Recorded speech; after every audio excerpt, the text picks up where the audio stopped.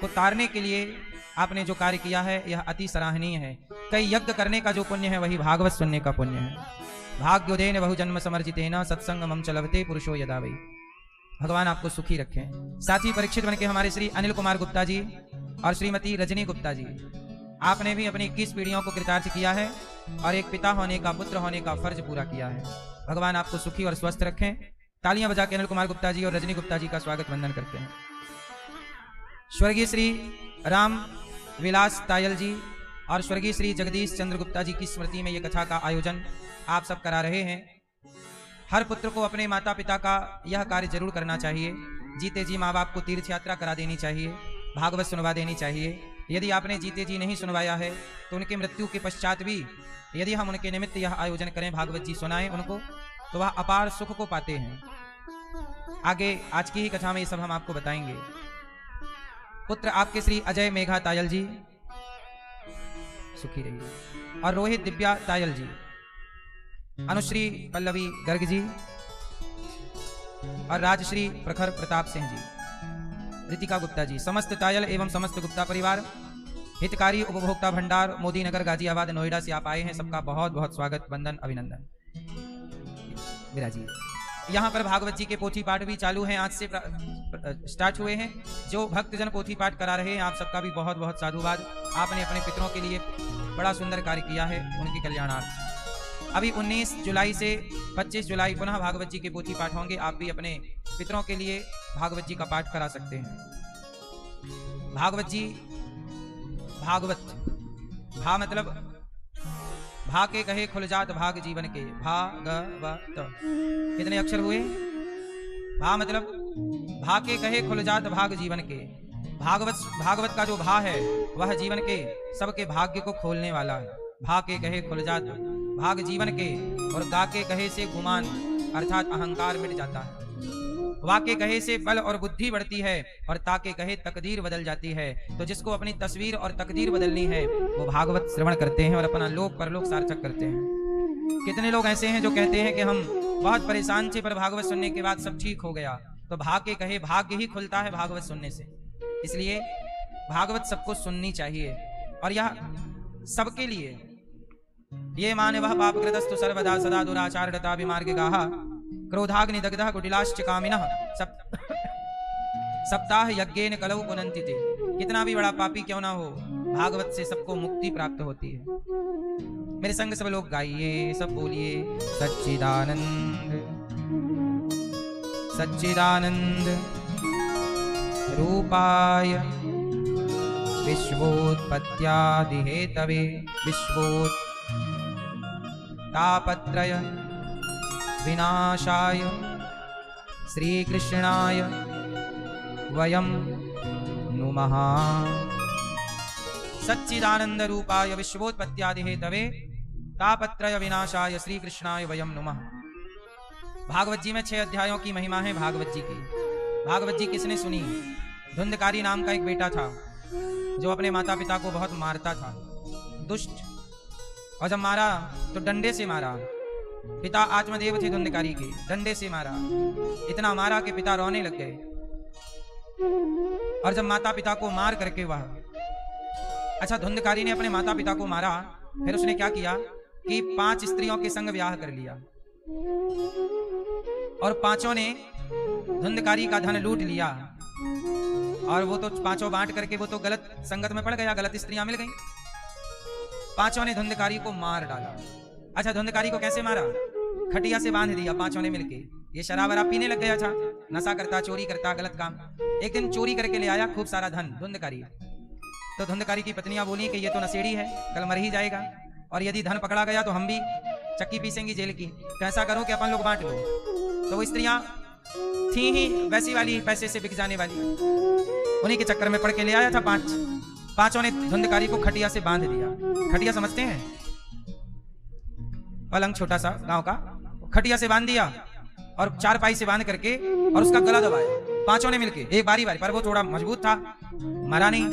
5 ने सोचा क्या करें कि मर जाएं, तो जलते हुए चूल्हे से अंगार ले आई। अंगार, जलता हुआ अंगार डाल दिया मुंह पर, बेचारा जल गया और मार डाला। और मार के जमीन में गड्ढा खोदकर फिनिश। धुंधकारी की ये गति क्यों हुई? धुंधकारी ने जिस मुंह से अपने माता पिता को गाली दी वो मुंह उसका जल गया। सच बताएं, मैंने बहुत लोगों को यहीं देखा है, सब कुछ आपने भी देखा होगा। अपने माँ बाप को ना इस मुंह से गाली मत दिया करिए। एक आदमी अपने माँ बाप को बहुत गाली देता था, उसका मुंह ही टेढ़ा हो गया। थोड़ा देर लगती है, दिया था उसने 20 साल पहले, टेढ़ा हुआ। अब ईश्वर के यहाँ देर है, अंधेर नहीं। जो जो आपने किया होगा जवानी में, गर्म खून में, वो एक समय बाद वापस आता है। धुंधकारी ने भी माँ बाप को सताया, मुंह जल गया उसका, मार डाला। इसलिए कहते हैं कि आप लोग अपने माता पिता को मत सताइएगा, माँ बाप का ख्याल रखिएगा, माँ बाप की सेवा कीजिएगा। किसी भी तरह से माँ बाप का अहित नहीं होना चाहिए। धुंधकारी जब मरा तो प्रेत बना। क्या बना? क्यों बना प्रेत? क्योंकि धुंधकारी ने माता पिता को सताया है। जो व्यक्ति इस धरती पे आके गलत काम करेगा उसे प्रेत योनि मिलेगी। ये मानव शरीर जो है ना, अच्छे कर्म करोगे तो आज मनुष्य हो, कल देवता बन जाओगे। गलत कर्म करोगे तो या तो भूत प्रेत बनोगे या राक्षस बनोगे। इसी से आप आगे जा सकते हैं, इसी से आप पीछे आ सकते हैं। रावण भी मनुष्य है, नहीं है? और राम भी मनुष्य का अवतार लेकर आए हैं। विप्रधेनु सुरसंतहित लीन मनुज अवतार। राम भी मनुष्य है, रावण भी मनुष्य है, पर दोनों ने काम कैसे किए? एक ने इतने अच्छे काम किए कि मनुष्य से भगवान कहलाए राम, और एक रावण मनुष्य से गलत काम किया तो राक्षस कहलाया रावण। आप इसी शरीर को पाने के बाद या तो देवता कहलाओगे या तो दैत्य कहलाओगे। या तो कहते हैं ना, बातन हाथी पाइए और बातन हाथी लात।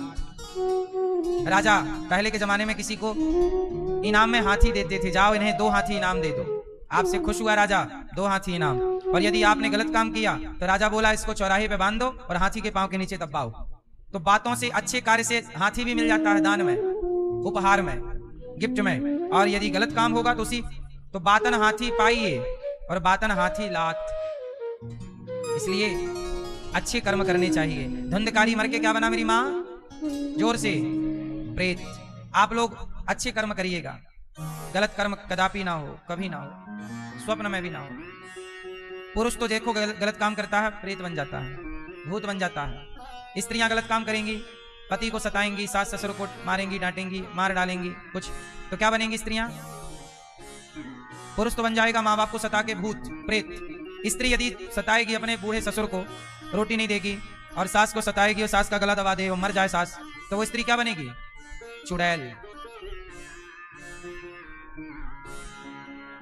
तो पुरुष भूत बनेगा और स्त्रियां, तो आपको चुड़ैल तो नहीं बनना। तो अपने सास ससुर की सेवा किया करो, बूढ़ों का ख्याल रखा करो, मानवता का परिचय दिया करो। धुंधकारी जब प्रेत बना तब धुंधकारी के भाई का नाम है गौकर्ण। ये गाय से प्रकट हुए हैं इसलिए इनका नाम क्या है?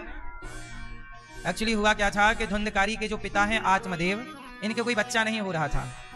तो ये संत जी जंगल चले गए, तो रास्ते में एक संत जी मिले, कहा कि मुझे पुत्र नहीं हो रहा है। संत जी ने इनके भाग्य को पढ़ लिया कि तुम्हारे भाग्य में पुत्र से कोई सुख नहीं है, इसलिए भगवान ने तुम्हें पुत्र दिया ही नहीं। लेकिन ये जिद पे अड़ गए, नहीं नहीं हमें तो बेटा चाहिए, पुत्र चाहिए। तो संत जी तो संत थे, कहा कि तेरे भाग्य में पुत्र तो है नहीं, पर तू जिद करता है तो जा मैं तुझे एक फल दे रहा हूँ। एक फल दे दिया, कहा पत्नी को खिलाना। अच्छा, पत्नी का नाम था धुंधली, आत्मदेव जी की। पत्नी को फल दिया पर पत्नी धुंधली ने खाया ही नहीं। उसने फल खिला दिया गाय को। किसे दे दिया? तो गाय को कान गाय की तरह थे और शरीर मनुष्य का। बच्चा हुआ गाय को, नाम रखा गौकर्ण। गौकर्ण पंडितो ज्ञानी, गौकर्ण जी महान ज्ञानी हुए, बड़े ज्ञानी। और अब धुंधली को लगा मैंने तो फल खाया नहीं। पति पूछेंगे फल खाई थी तो पेट में कुछ है? तो वो धुंधली की बहन गर्भवती थी। धुंधली ने पैसे पकड़ाए, बहन ये पैसा तू रख और मुझे बेटा दे देना, तेरे तो खूब सारे हैं, ला। तो धुंधली के जब बेटा हुआ तो उसने अपना बेटा धुंधली को दे दिया, धुंधली की बहन ने। और जब बेटा दिया तो धुंधली ने उसी बेटे का नाम रखा धुंधकारी। अब देखो, आत्मदेव जी की किस्मत में बेटा नहीं था, और जब बेटा नहीं था तो बेटा होने का फल भी दिया, तो पत्नी की बुद्धि ऐसी हो गई कि उसने फल नहीं खाया और बेटा आखिरी में नहीं ही हुआ। और जो बहन का बेटा लिया अपना मान करके, वो नालायक निकल गया और उसने खूब मारा। इसलिए संत जी ने समझाया था कि तुम बेटे के लफड़े में ना पड़ो, तुम्हें बेटे से सुख नहीं है, इसलिए परमात्मा ने आपको पुत्र नहीं दिया। इसलिए ईश्वर जो चीज नहीं देते उसके लिए परेशान नहीं होना चाहिए, क्योंकि वो नहीं मिलने में ही आपकी भलाई है। और यदि आप कहेंगे कि नहीं जी हमें तो चाहिए, तो फिर वो मिल जाएगा तो भी आपको कष्ट होगा। लेकिन आज के लोग ये हैं कि चलो जी मिल जाएगा उसके बाद का कष्ट उठा लेंगे, पर नहीं मिल रहा वो वाला कष्ट ज्यादा है। भगवान जो भी करते हैं ना सही करते हैं, कुछ देते हैं तो भी कृपा है, नहीं देते तो भी कृपा, पर हम इंसानों की बुद्धि में ये बात चढ़ती नहीं है, जल्दी से हम समझते नहीं हैं। अब जैसे आपका बच्चा बोला हमें मोबाइल दिला दो, आपने दिला दिया तो बोलेगा अच्छे हैं माता पिता हमारे, और नहीं दिलाओगे वो सबको कहेगा यार हमारे माँ बाप तो अच्छे नहीं है, मोबाइल तक तो दिला नहीं रहे हैं। लेकिन आप जानते हो कि मोबाइल से उसका भला नहीं है। आपका बच्चा बोला गाड़ी दिला दो, आपने दिला दिया, बोलेगा अच्छा है, नहीं दिलाया तो बोलेगा यार हमारे माँ बाप तो अच्छे नहीं है, जबकि आप जानते हो कि अभी उसके लिए गाड़ी सही। ऐसे ही आप माँ बाप हैं, आपको पता है कि आपके बच्चे के लिए क्या सही है और क्या गलत है। ऐसे भगवान के लिए आप भगवान के बच्चे हैं और आप सबके माता पिता भगवान हैं। भगवान को पता है कि आपके लिए क्या सही है क्या गलत है, इसलिए जो दे रहे हैं, जो नहीं दे रहे हैं, वो भगवान ये जानकर दे रहे हैं या नहीं दे रहे। जो आपको सही है वो दे रहे हैं, जो आपके लिए गलत है वो नहीं दे रहे हैं। लेकिन इतनी सी बात हम समझ नहीं पाते और भगवान को आरोप लगाते हैं, अरे भगवान ने तो उन्हें दे दिया, देखो उनके पास कितना धन है, इनके पास नहीं है, भगवान ने उन्हें दिया हमें नहीं दिया, उनको दिया हमें। ऐसा लोग आरोप लगाते रहते हैं। इस धरती पे भगवान, अच्छा ये बताओ भगवान ही सब कुछ देते हैं कि कोई और है देने वाला? जोर से, जीवन कौन देता है, मृत्यु कौन देता है? बोलो भगवान। सुख कौन देता है? भगवान। और दुख कौन देता है? हानि कौन देता है? और लाभ कौन देता है? ऐसा है कि देखो जैसे जज, अभी एक बूढ़े आदमी ने 60 साल के व्यक्ति ने एक छोटी बच्ची के साथ गलत काम किया था, उसको ना जज साहब ने फांसी सुना दी, तुम्हें फांसी मिलेगी। अब मुझे आप लोग एक बात बताओ कि जज ने एक अपराधी को फांसी दी, तो बताओ इसमें क्या जज की उस आदमी से पर्सनल दुश्मनी थी? उत्तर दो। नहीं। तो फिर जज ने उसे मृत्यु दंड क्यों दिया? उसकी कोई पर्सनल दुश्मनी रही होगी? नहीं। क्यों दिया? जज ने उसे मृत्यु दंड नहीं दिया, उसके अपने गलत कामों ने, गलत कर्मों ने उसे मृत्यु दंड दिया। जज ने तो केवल एक व्यवस्था के तहत अपना जजमेंट सुनाया है। ऐसे ही ईश्वर जज है। ईश्वर, जोर से, जैसे जज किसी को बाइज्जत बरी कर दिया जज ने और किसी को फांसी दे दी, तो जिसको बाइज्जत बरी किया जज की उससे कोई रिश्तेदारी नहीं थी, और जिसे फांसी दी उससे कोई पर्सनल दुश्मनी नहीं। जज ने तो केवल ये देखा कि तुमने अपराध क्या किया है, उसके अकॉर्डिंग दंड मिला है। उसी तरह ईश्वर जज है, और आप लोग जैसा कर्म करते हो, अच्छा या बुरा, उस अच्छे बुरे कर्म का फैसला ईश्वर सुनाते हैं। उसी फैसले को आप सुख या दुख कहते हैं, हानि या लाभ कहते हैं, जीवन या मृत्यु कहते हैं, जबकि वो आपका ही है, जबकि वो आपका ही किया गया कर्म है। कभी का पुराना भी हो सकता है, पिछले जन्म का भी हो सकता है, 100 जन्म पुराना भी हो सकता है, लेकिन हम लोग आरोप ईश्वर पर लगा देते हैं कि आपके कारण हमें ये सब कुछ मिलना हुआ है। इसलिए भगवान किसी को दुख नहीं देते। कौन दुख देता है? व्यक्ति का अपना कर्म। सुख कौन देता है? इसलिए कहते हैं अपने कर्मों को सुधारना स्टार्ट कीजिए। पूरा खेल कर्मों का है, पूरा खेल कर्मों का। धुंधकारी प्रेत क्यों बना? क्योंकि उसके कर्मों का फल था। उसने माँ बाप को मारा, प्रताड़ित किया, जब मरा तो कुत्ते की मौत मरा, गलत दर्द से मरा, पीड़ा से मरा, जलकर मरा, और वह प्रेत बना क्योंकि वह उसके कर्मों का। ऐसे ही आप जीवन भर जो कर्म करते हैं उसका कोई तो हिसाब लेगा। आपको ऐसा लगता है कि कोई देख नहीं रहा, यहां वाला भले ना देखे, वो ऊपर वाला तो देख ही रहा है, लाख आंख से देख रहा है तुझे देखने वाला। अच्छा एक बात बताओ, आप कितने लोग अच्छी जिंदगी जीना चाहते हैं, खुशहाल? सब चाहते हो ना? तो बस इतनी सी मेरी बात मान लो, अच्छे कर्म करना स्टार्ट कर दो बस। सिर्फ किसी का दिल मत दुखाओ, किसी को बेवजह कुछ मत कहो। पैसा दिया है तो अकड़ मत दिखाओ, किसी को नीचा मत दिखाओ, पैसे की गर्मी मत रखो। आप सही दिशा पर सही काम करो, आपका जवानी बुढ़ापा सुखमय बीतेगा, बच्चों का जीवन सुखमय चलेगा। वरना जब ईश्वर का फिर हिसाब चालू होता है, सब जब ईश्वर का हिसाब चालू हुआ तो कर्मों का दंड रावण को मिला। क्या मिला? रहा न कोकुल रो बनिहारा। रावण जब मरा तो रोने वाला कोई नहीं था, कोई आंसू बहाने वाला नहीं था। मंदोदरी कह रही है महाराज जब आप चलते थे तो धरती डोलती थी, रावण चलता तो धरती तो इतना बलवान था रावण, इतना देवताओं की तरफ देख लेता रावण तो देवता सिंहासन से उठ करके खड़े हो जाते। ये रावण का वर्चस्व था। रावण देवताओं की ओर देख ले तो रावण खड़े हो जाए हाथ जोड़ के। ये रावण का पावर था। ब्रह्मा जी आए वेद पढ़ाने तो रावण के द्वारपाल ने ब्रह्मा जी को रोक दिया। ब्रह्मा जी थोड़ा विश्राम करिए यहीं द्वार पे। ब्रह्मा जी बोले कि रावण को वेद पढ़ाना है। बोले वो अभी अभी आए हैं, जानकी जी का अपहरण करके थके हुए हैं, थोड़ा विश्राम कर रहे हैं, थोड़ा वेट कीजिए। ब्रह्मा को वेट करना पड़ता था। रावण के चौकीदार बोले बैठो। ब्रह्मा को बोल रहे हैं। किसको बोल रहे हैं? ब्रह्मा जी को बोल रहे हैं। रावण के चौकीदार बैठो आप, महाराज बाद में मिलेंगे। ब्रह्मा जी चुपचाप बैठ जाते, अपने वेद की पुस्तक लिए। ठीक है बैठो। ये रावण था, इतना पावर। शंकर जी को बोले सुनो सावन का महीना आ गया है, हम कैलाश वैलाश नहीं आ पाएंगे, आप आ जाओ जरा देर के लिए लंका, अभिषेक करना है। श्रृंगी लेता, जैसे आप नहीं सावन में माटी के शंकर जी बनाते हो, माटी के शंकर जी के फिर दूध से आप अभिषेक करते हो, जल से अभिषेक करते हो। रावण बोला शंकर जी आओ। आए शंकर जी, बैठाए और श्रृंगी लेके शंकर जी के ऊपर अभिषेक करता रावण। ऐसा रावण, ऐसा रावण जो शिव जी को बुला ले, ब्रह्मा जी को भेंट कराए। देवताओं, रावण की लंका में रावण के सिंहासन के नीचे शनि महाराज पड़े रहते थे। रावण के सिंहासन के नीचे कौन था? देवता लोग हाथ जोड़े खड़े रावण के आगे। ऐसा रावण जब मरा तो कोई रोने वाला? हाँ, जब रावण का ये हाल हुआ तो तुम किस बात का घमंड पाले बैठे हो? क्या है आपके पास?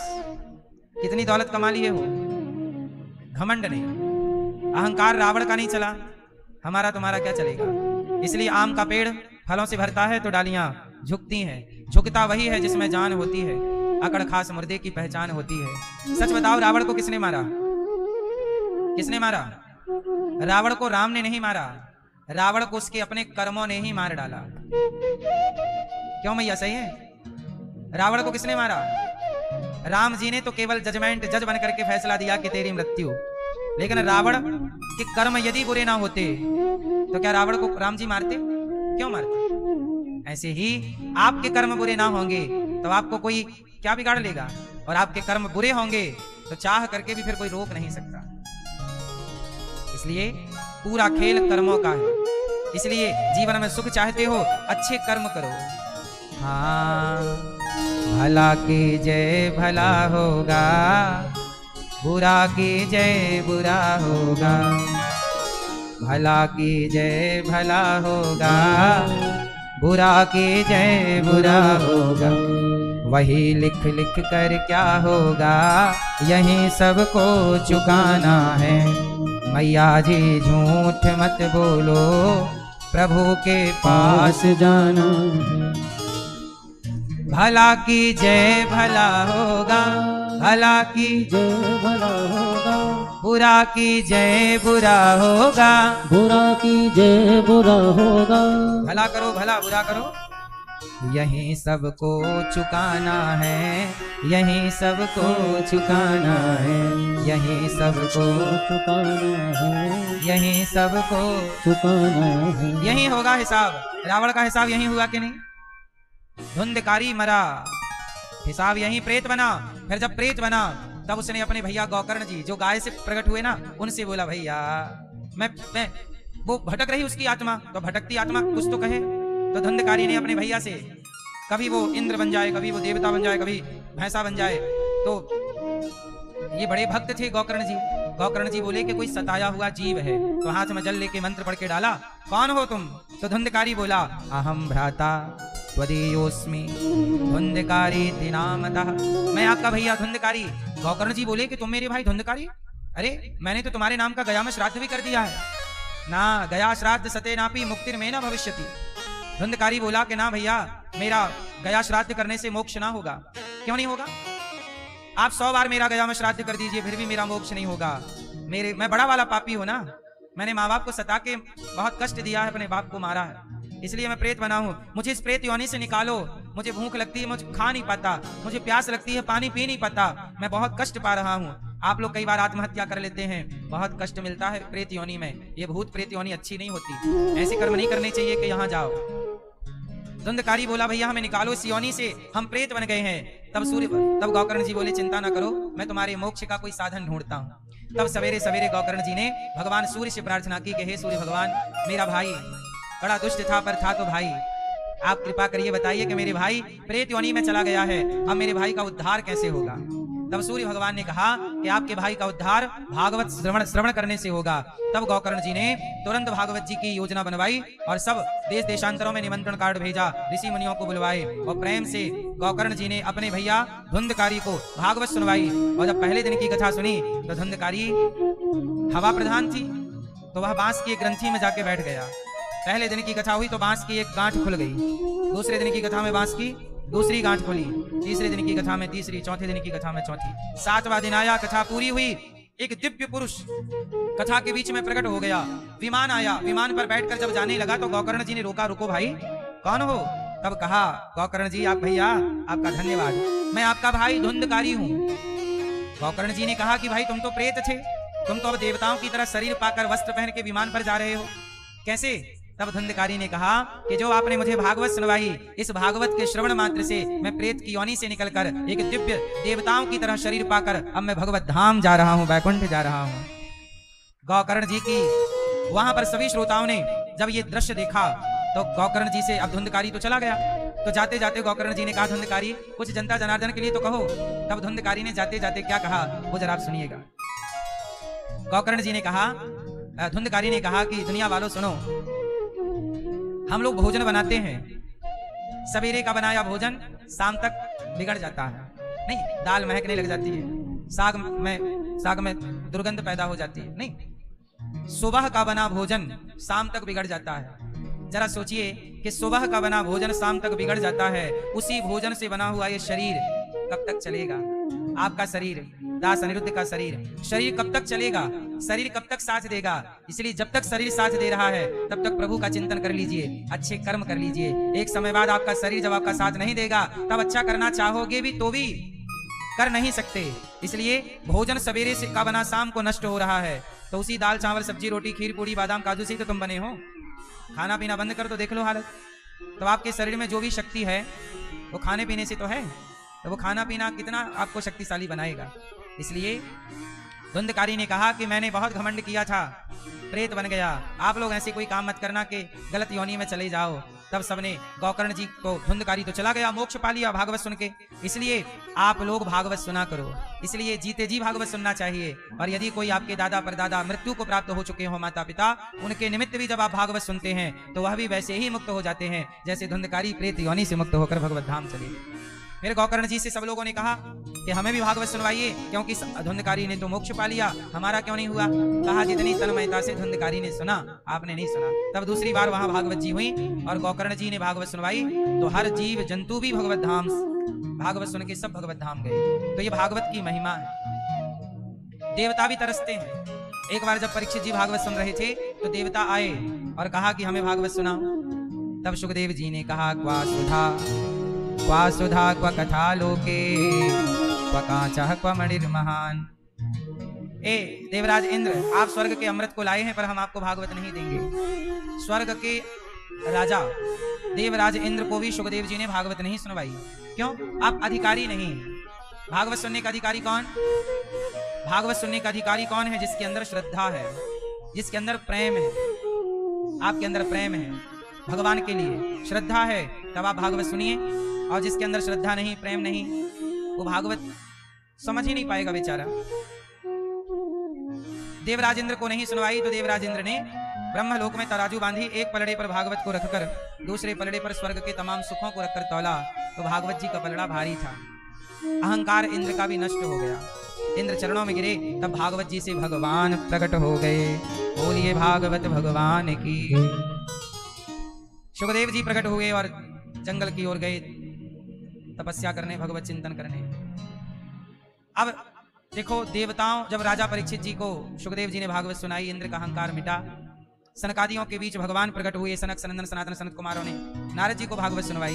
भागवत सुनी, सबका संदेह दूर हुआ। भक्ति परेशान थी, तब भक्ति महारानी को भागवत सुनवाई, भक्ति का दुख दूर हुआ, ज्ञान भाई। भागवत किसने सुनी? भक्ति ने। एक बार भक्ति भी उदास बैठी यहीं वृंदावन में, नारद जी निकले, नारायण नारायण। तो नारद जी की नजर एक महिला पे पड़ी, उदास थी।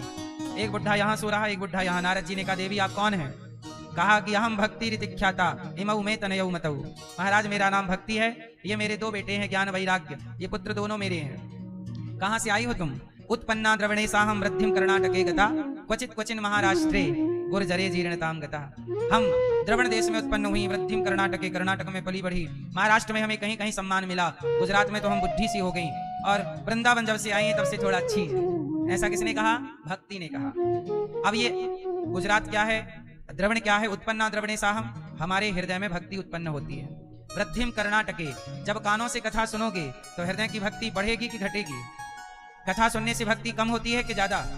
हाँ, तो भक्ति सबके यहाँ है। कानों से कथा सुनो तो भक्ति बड़ी होगी। और गुजरात, गुजर गई रातें, एक रात गुजर गई किसके बिना? भगवान के भजन के बिना। यदि आपका ध्यान भगवान से हट गया तो देख लेना आपका ध्यान गलत जगह पे लगेगा, गलत कामों में लगेगा। इसलिए हम कहते हैं कि अपने चित्त को भटकाओ ना। बूढ़ी हो जाएगी आपके अंदर की भक्ति यदि आपका मन भजन से हटके और गलत दिशाओं में लग गया तो। आजकल लोगों का मन कहाँ लगता है ज्यादा, है ना? आजकल लोग कहते हैं काम में मन नहीं लगता, सबको मोबाइल पे जुआ खेलना है, जुआ वाला ऐप डाउनलोड कर रखा है, सबको जुआ खेलना है, सट्टा, सबको जल्दी बड़ा आदमी होना है। मेहनत करके बड़ा आदमी किसी को नहीं बनना आजकल मेहनत से बड़ा आदमी नहीं बनना चाहता कोई, रातों रात बड़े आदमी हो जाए। तो चलो जुआ का ऐप डाउनलोड कर लिया और जुआ खेल रहा है, और जुआ खेलने के चक्कर में लाखों हार गया, जो घर की पूंजी थी वो भी खत्म, ना घर का रहा ना घाट का। अरे जुआ खिलाने वाले जो ऐप होते हैं वो अपने कमाई के लिए बने हैं, तुम्हारे लिए नहीं बने हैं। इतनी सी बात तुम नहीं समझ पाए तो तुम बेवकूफी तो हो एक नंबर के। इसलिए कहता हूं मेहनत पे भरोसा करो, आप मेहनत कीजिए, अच्छी प्लानिंग कीजिए, और कोई जुआ खिलाए भी वो कहे कि जीत जाओगे हम आपको 10 लाख जिता देंगे, जुआ का पैसा जीत भी जाओ और आपके पास 10-5 लाख आ भी जाए तो वो पैसा आपको फलेगा नहीं। अच्छा बताओ, जुए का पैसा दुर्योधन ने जीत तो लिया था, पांडवों के साथ क्या खेला था? दुर्योधन ने पांडवों के संग जुआ खेला और जुए में जीत लिया, पूरा राज्य जीत लिया था पांडवों का। दिल्ली जिसे आप कहते हो, ये आज की दिल्ली इंद्रप्रस्थ हुआ करती थी, ये धर्मराज युधिष्ठिर की बसाई है। धर्मराज युधिष्ठिर जी को बंटवारे में यही मिली थी, और जब यहाँ का सुख संपन्नता दुर्योधन ने देखा, उसके तोते उड़ गए और उसने जुआ का ऐलान किया और जुआ खेलने के निमंत्रण दिया। और धृतराष्ट्र महाशय ने कह दिया कि बेटा धर्मराज जरा भैया खेल लो, तो खेला और खेल में पूरा जुआ हार गए। कौन हार गया?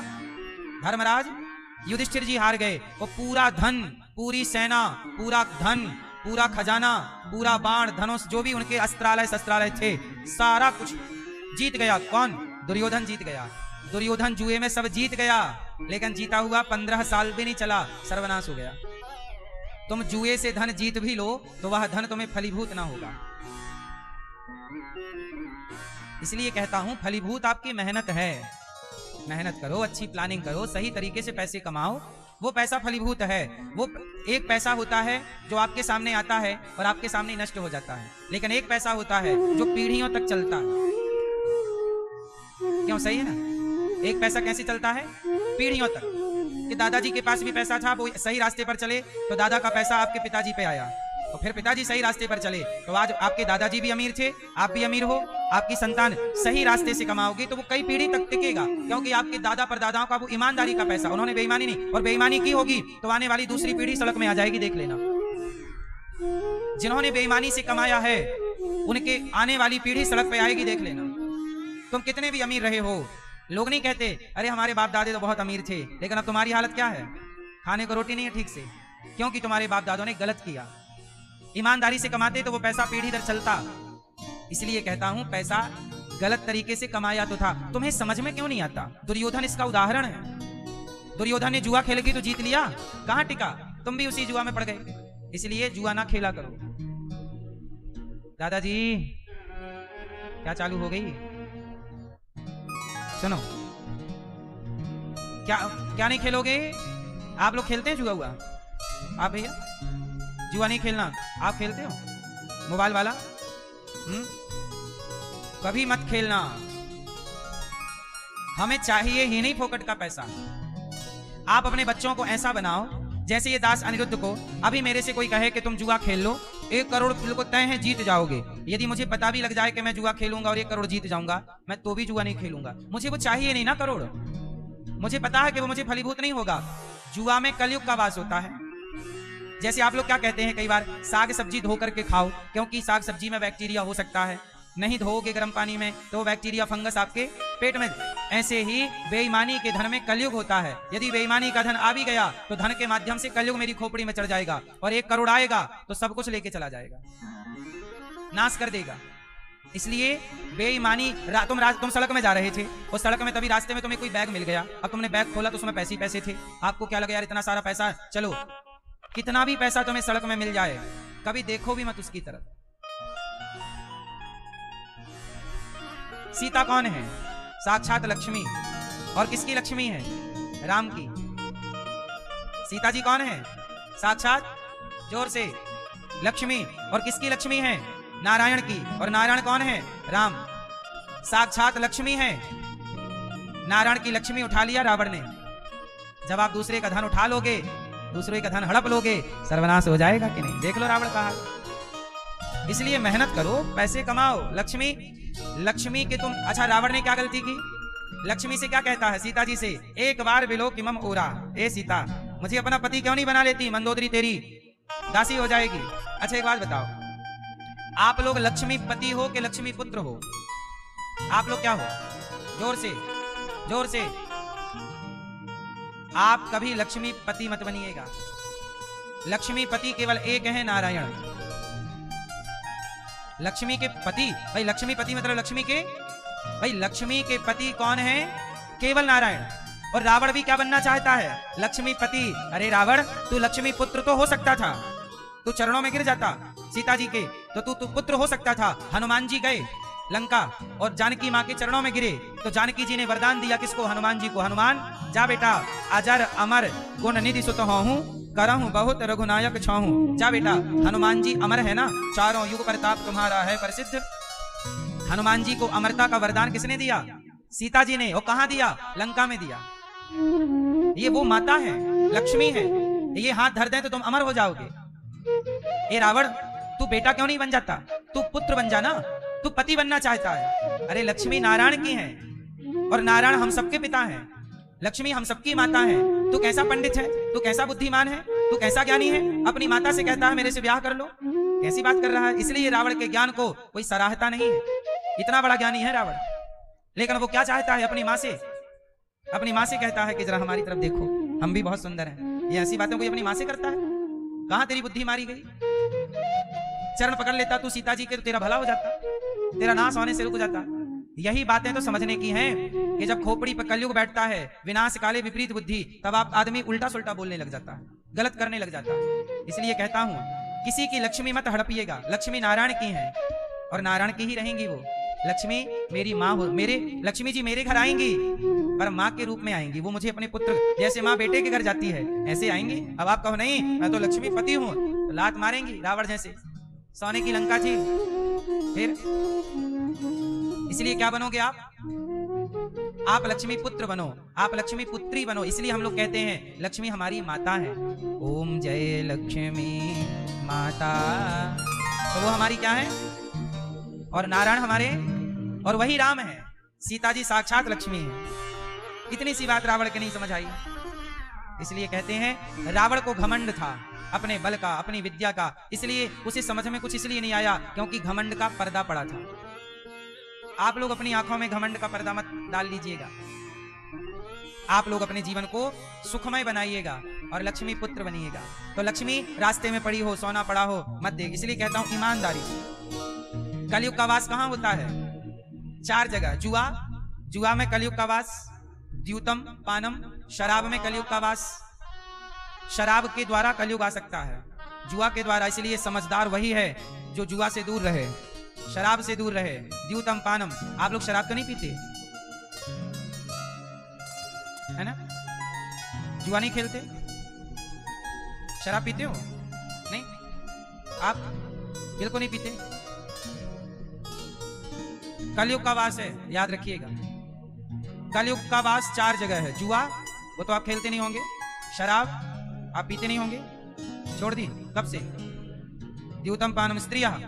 कलयुग का वास जुआ में, शराब में, और पराई स्त्री में भी कलयुग होता है। पर नारी। आजकल के लोग क्या करते हैं? पैसा है, क्लबों में जाएंगे, और वहां जाके पराई स्त्री के संग नाचेंगे। पराई स्त्री का संग कलयुग का संग है, इसलिए पराई स्त्री से बचिएगा, पर नारी से बचिएगा। पर नारी के चक्कर में रावण पड़ा, सर्वनाश हो गया। तो कलयुग का वास कहाँ है? जुआ, शराब, पराई स्त्री और पराये पुरुष। स्त्रियों को भी पराये पुरुष के चक्कर में नहीं पड़ना।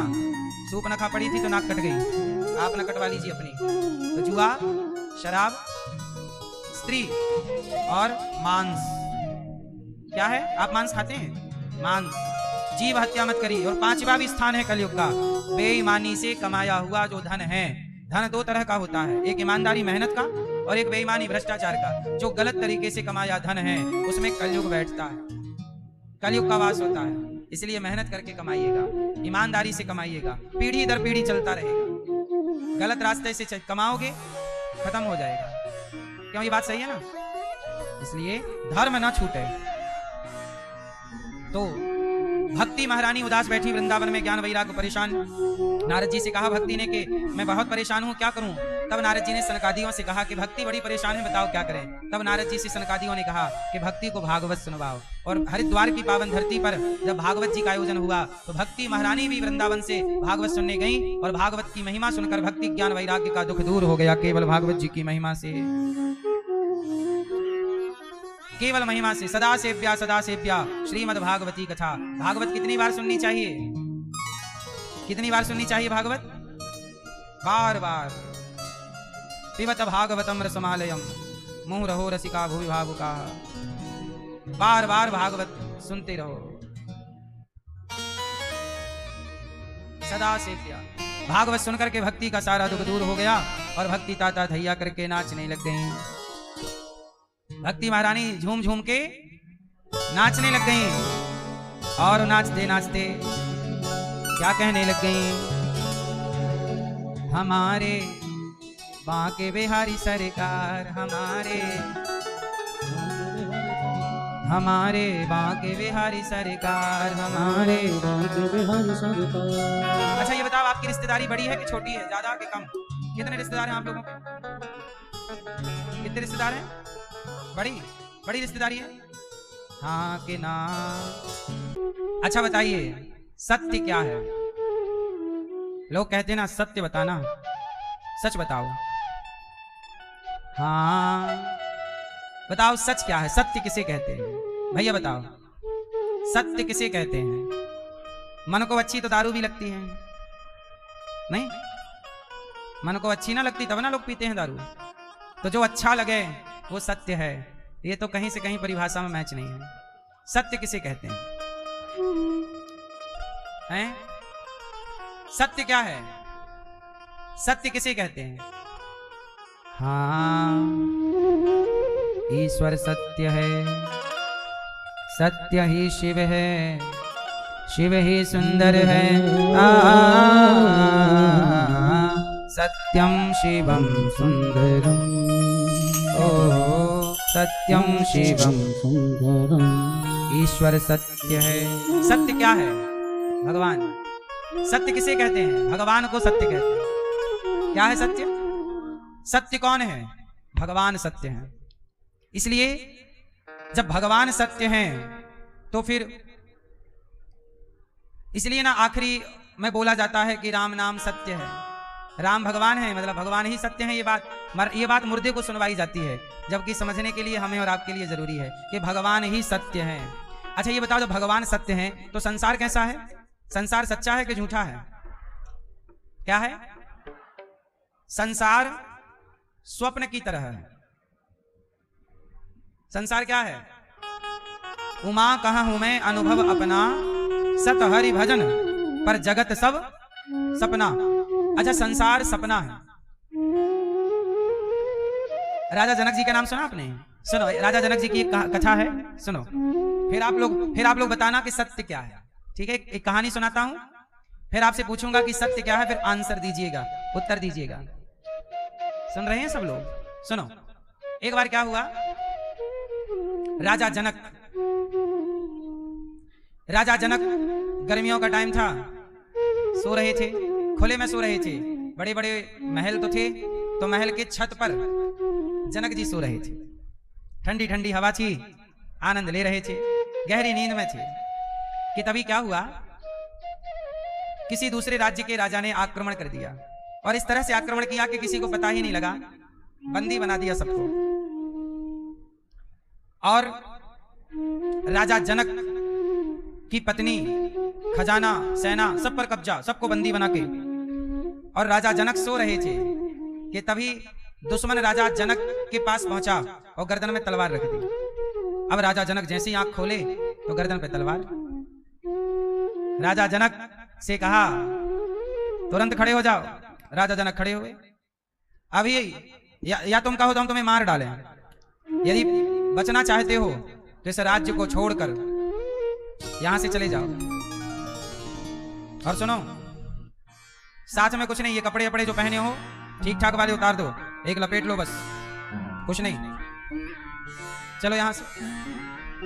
राजा बोले कि भाई आप, जनक जी बोले आप कौन हैं, हमारी पत्नियां कहां गई? बोले आपकी पत्नी सब बंदी पड़ी हैं। अरे हमारी पत्नी तो छोड़ दो। अच्छा ठीक है, तुम्हारी पत्नी छोड़ देंगे, तुम दोनों जाओ, पर शर्त है कि तुम दोनों अलग अलग दिशा में जाओगे, एक साथ नहीं जा सकते, पत्नी अलग जाएगी तुम अलग। चलो। अब राजा जनक को निकाल दिया, कब्जा कर लिया दूसरे ने उनके राज्य पर और नगर से बाहर कर दिया। अब राजा जनक सवेरे से निकले, चलते चलते चलते दोपहर हो गई, बड़ी भूख लगी। राजा जनक वो जनक हैं जिनके पास कभी किसी चीज की कोई कमी नहीं। अब इनको भूख लगी तो एक गांव में पहुंचे, बहुत भूख लगी है। अब ये राजा थे, कभी भीख तो मांगी नहीं कि किसी के द्वार जाके भिक्षा मांग लें कि भैया बड़ी भूख लगी, कभी नहीं मांगा। तो क्या हुआ कि वहां ना भंडारा चल रहा था, भंडारा। तो ये गए तो लाने में लग गए कि चलो यहां मिल जाए। देखो राजा जनक कल तक राजा थे, आज भूख लगी है तो लाइन में खड़े हैं जहां भोजन बट रहा है, पीछे पीछे गए और जैसे ही इनका नंबर आया तो भोजन बांटने वाले बोले तेरा भाई पात्र कहाँ है, बर्तन? अरे बोले बर्तन तो नहीं है, उनके पास कुछ नहीं था। बोले हाथ पे दे दो। अरे हाथ पे कैसे देना, पूरा गर्म है, अभी गिरा दोगे, जा पात्र लेके आओ। राजा जनक को बोले जा बर्तन लेके आओ। अब बर्तन लेने कहाँ जाए, अब बर्तन कहाँ मिले? तो पास में ही कोई कुम्हार घड़े की दुकान लगाई था, उसके पात्र थे, बड़े बड़े दिया पात्र था। अब जनक जी गए, भैया एक एक पात्र दे दो, भोजन बट रहा, बड़ी भूख। कुम्हार बोला चलो पैसे लाओ। अरे पैसे तो नहीं है। तो फिर पैसे नहीं, फ्री में दे दें, चलो। अब दिए, वहां पर कुम्हार की दुकान के पास ना जो चीज फूट जाती थी तो फूटा हुआ घड़ा पड़ा था, तो घड़े का आधा हिस्सा बर्तन जैसा तो हो ही जाता है, कुछ भी रख के आप खा सकते हैं, वो घड़ा का फूटा हुआ टुकड़ा जनक जी घड़े का हिस्सा टूटा हुआ लेकर फिर से लाइन में लगे। और जब लाइन में लगे और जैसे ही उनका नंबर आया तब तक भोजन खत्म। अब जनक जी का बर्तन तो हाथ में है और आखिरी बचे भोजन नहीं है, खत्म। कहा चलो अब कल आएगा, अब भंडारा कल होगा, चलो। अब जनक जी आगे चले। अब भूख तो लगी ही है कि तभी क्या हुआ, उन्हें किसी ने आवाज दी, अरे यहां यहां। तो वहां पे एक साधु जी थे। साधु जी बोले यहां तुम्हें भूख लगी है? ऐसा है कि मैंने ले रखा है भोजन वहीं भंडारे से, लो आधा तुम खाओ। हाँ हाँ हाँ बड़ी कृपा होगी, बहुत भूख लगी है, लाइए लाइए। साधु जी ने अपना भोजन आधा लिया और आधा इनके वो मिट्टी का जो इनके पास घड़ा टूटे का बर्तन था आधा उसमें डाला। और जैसे ये टूटे से घड़े में इनको भोजन मिला, ये बहुत खुश हो गए कि चलो भोजन तो मिला। और जैसे ही ये मुंह पे भोजन लेके गए वैसे ही इनकी नींद खुल गई। और जब नींद खुली तो देखा अरे ये तो एक सपना था, ये तो एक सपना था। और जब सपना टूटा, नींद टूटी, तो देखा कि वो महलों में पड़े थे, मखमल का गद्दा था, सोने का पलंग था, दास दासियां पंखा झलका रही हैं, महलों में है वो। अब तो उनका मन ना लगे, तुरंत इमरजेंसी मीटिंग बुलाई सभी विद्वानों की, आओ सब संतो। महाराज आज मैंने गजब सपना देखा। क्या सपना? ये देखा कि आज मेरे राज्य को किसी ने जीत लिया और मैं चला तो मुझे खाने को रोटी नहीं मिली, कहीं भोजन मिला तो पात्र नहीं था और पात्र था तो भोजन नहीं था, मैं भोजन के लिए छटपटा। अब बताइए, आंख खुली तो मैं राजा हूं, आंख खुली तो मैं, जोर से आंख खुली तो मैं, और आंख बंद थी, सपना था तो मैं भिखारी था। अब बताइए कि मैं भिखारी हूं कि राजा हूं, इन दोनों में सत्य क्या है? प्रश्न आपसे उत्तर दो। जनक जी की आंख खुली तो राजा है और आंख बंद थी तो क्या थे? भिखारी। अब बताओ रियल में वो भिखारी हैं कि राजा हैं? क्या सत्य है? आंसर भैया बताएंगे, क्या सत्य है, भिखारी कि राजा? भिखारी सत्य है, आप बताओ। राजा सत्य है, आप बताओ। राजा, आप बताइए। भिखारी, आप बताइए। राजा, आप बताओ बेटा। भैया बताएंगे, सब मैया बताएंगे, हमारी चश्मा वाली मैया। क्या सत्य है? जोर से, जोर से। अब राजा ने बड़े बड़े विद्वानों को बुलाया और पूछा कि बताओ सत्य क्या है, मैं राजा हूं कि मैं भिखारी हूं? क्योंकि मैं ही दोनों था, अब मैं क्या हूं? बड़े बड़े विद्वानों से पूछा तो बड़े बड़े विद्वानों ने आप लोगों की तरह आंसर दिया। कोई बोला कि आप भिखारी थे, वही सत्य था। किसी ने कहा आप राजा थे, वही सत्य है। पर राजा को संतुष्टि ना हुई कि भाई ये आंसर सही नहीं है। तभी उनके द्वार पर अष्टावक्र जी आए। कौन आए? अष्टावक्र जी। जब अष्टावक्र जी आए तो राजा सिंहासन से उतरे और चरणों में बैठ के कहा, महाराज बताइए ये सत्य है कि वो सत्य था? तब अष्टावक्र जी मुस्कुराए, बोले राजन, ना ये सत्य है ना वो सत्य था। कैसे? बोले आंख खुली तो रात का सपना टूट गया, और जिस दिन आपकी आंखें सदा के लिए बंद होंगी ये दिन का सपना भी टूट जाएगा। भिखारी थे, ये सपना तब टूटा जब आंखें खुली, और जिस दिन तुम्हारी आंखें सदा के लिए बंद होंगी तो तुम राजा हो, ये वाला सपना भी। सच बताओ, आंख बंद होते ही आपके ये जीवन का सपना टूटेगा कि नहीं? तो ना वो अपना ना ये अपना, तो अपना क्या? बोले भगवान अपने हैं, बाकी ये सब सपना है। इसलिए एक भगवान के सिवा कोई सत्य नहीं है। ईश्वर सत्य है। ना जागृत में देखा गया वस्तु जगत सत्य है, ना स्वप्न में देखा गया जगत सत्य है। आंख खुलने में रात का सपना भंग हो जाता है, और आंख बंद होने पर दिन का सपना भी भंग हो जाएगा, अर्थात टूट जाएगा। आप बताइए, जितने लोग मर गए उनका सारा सपना टूट गया कि नहीं? फिर तो ये संसार फर्क इतना है कि वो सपना हम आंख बंद करके देखते हैं, और ये संसार का सपना आंख खोल करके देखते हैं। है दोनों ही सपने। इसलिए कहता हूं संसार एक स्वप्न है। तुलसीदास जी ने ये बात कही कि सत हरि भजन जगत सब, इसलिए संसार को अपना ना कहो। आप लोग ऐसे टूट पड़ते हैं, मेरा मेरा मेरा, नहीं, ये सब कुछ सपना है। अच्छा ये बताओ, आपका लड़कपन आपके लिए क्या है? आपका लड़कपन, जब आप अपने लड़कपन को अब याद करते हैं, मैं भी कभी कंचे खेलता था, गिल्ली डंडे खेलता था, मैं भी तालाब में नहाता था, है ना, मैं भी अमरूद चुरा चुरा के, आम चुरा चुरा के खाता था। वो आज जब सोचते हो तो आज सोचने पर वो सपने के जैसा लगता है। सच बताएं, आपका लड़कपन सपने जैसा चला गया, आपकी जवानी सपने जैसी। अब आप जवानी के बारे में सोचते हो तो ऐसा लगता है कि वो एक सपना है। आपका बुढ़ापा भी एक दिन सपना जैसा हो जाएगा। इसलिए संसार अपना नहीं है, संसार एक सपना है, और इस सपने को लोग अपना मान बैठे हैं। इसलिए कहता हूं, उठ जाग मुसाफिर भोर भई, अब रैन कहां तू सोबत है, जो सोबत है वो खोबत है, जो जागत है वो। ये सब सपना है। ये मेरा बेटा है, मेरी बेटी है, मेरा परिवार है, मेरा दौलत है। क्या मेरी दौलत है? आंख बंद होते ही कुछ ना रह जाएगी तुम्हारी दौलत। सपना है बस। इसलिए कहता हूं, मीराबाई ने क्या कहा, मेरे तो गिरधर गोपाल दूसरो ना कोई, भगवान के सिवा मेरा कोई नहीं। इसलिए सत्यम परम धीमहि, परम सत्य कोई है तो भगवान ही परम सत्य है। इसलिए तो लोग कहते हैं आखिरी में कि राम नाम वही सत्य है। क्यों कहते हैं? ताकि दुनिया को बताएं कि भगवान ही सत्य है, बाकी तो सब सपना है। पर इतनी सी बात लोग समझते नहीं है, और सुना भी किसे रहे हैं? मुर्दे को, जो सुन ही नहीं सकता। और जो सुन सकता है वो सुन रहा है, वो बोल रहा है, पर समझ नहीं रहा है। सही है? सारी जिंदगी में आदमी नहीं समझता, संसार को ही अपना मान के बैठ जाता है। इसलिए भगवान को अपना मानिए, भगवान को अपना कहिए। मैं बार बार कहता हूं, हम सब यहाँ के नहीं हैं, हम सब वहां के हैं। यहाँ तो कुछ काम के लिए आप आए हैं, कुछ काम के लिए दास आया है, कुछ काम के लिए आप आए हैं। काम पूरा होती, चलो काम पूरा होती फिर आप कहेंगे अच्छा तो हम चलते हैं। यहाँ तो पूछा जाएगा फिर कब मिलोगे, फिर वहां की यात्रा में तो फिर ये ना पूछा जाएगा फिर कब मिलोगे, वहां नहीं मिलेंगे। अब के बिछड़े कब मिले, दूर पड़े हैं। कहते पत्ता गिरा, पीपल का पत्ता या कोई भी पत्ता ले लो आप, पत्ता पेड़ से चिपका है ना, पत्ता गिरा है डाल से। सुनिएगा, मैया नींद आए तो बता देना, लोरी सुनाएंगे। पत्ता गिरा है डाल से, ले गई पवन उड़ाए। पत्ता गिरा है डाल से, ले गई पवन उड़ाए। अब के बिछड़े कब मिले, दूर पड़े हैं जाए।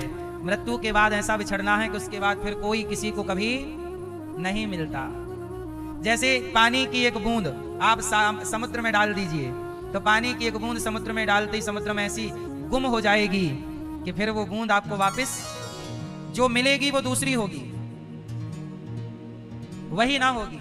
ऐसे ये संसार एक बार मिला है, ये मानव जीवन एक बार मिला है, परिवार एक बार मिला, इसलिए परिवार के साथ अच्छे से रहो, अच्छे से बातें करो। माँ एक बार मिली है, माँ से बात कर लो। पिता एक बार मिला है, पिता से बात कर लो, अच्छे से बात कर लो, रह लो, जी लो, अच्छे से रह लो, क्योंकि इसके बाद फिर आपकी माँ केवल फोटो रह जाएगी, पिता की तस्वीर रह जाएगी, आपकी और हमारी भी एक दिन सिर्फ तस्वीर रह जाएगी।